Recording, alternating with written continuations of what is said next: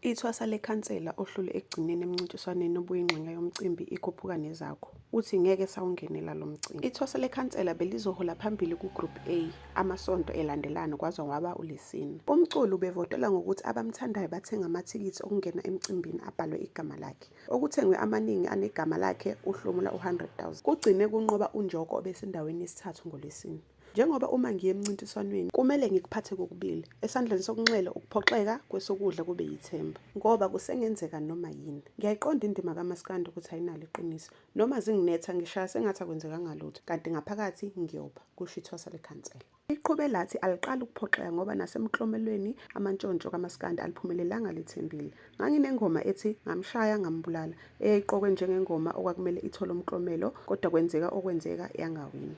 Inhlanhla enginayo ukuthi uma ngenza into ivunwa abalandeli, hhayi abethwasa lekhansela kuphela, kodwa bonke. Uthe ukubonile ukukhala kwabalandeli bakhe ngemuva kwekhuphuka nezakho futhi uyakuqonda. Okwenzeka bathukuthele kakhulu yingoba bayazi bebewathenge kakhulu kangakanani amathikithi kwaze kwaba yisekugcineni. Bengesekwa nangabalandeli bamanye amaqembu nabaculi ngoba bebenenhloso yokuthi ngiwine into engifanele. Noma sekuliwa emcimbini bekula wonke umuntu uveze ukuthi usethathe isinqumo sokungaphinda ungenele umncintiswano. Umncintiswano ngisazoyingenela kodwa hayi lo. Izizathu ukuthi amathikithi akhona ayabiza. Abalandeli basebenza ngokuzikhanda. Okunye ukuthi ngo-12 uyaphela. Abalandeli beswele okukuhamba. Uma ngithi akuthengwe amathikithi ngikhuphula umcimbi, nami kumele ngijabule. Akekho kungafanele ukuwina, kodwa akube neqiniso.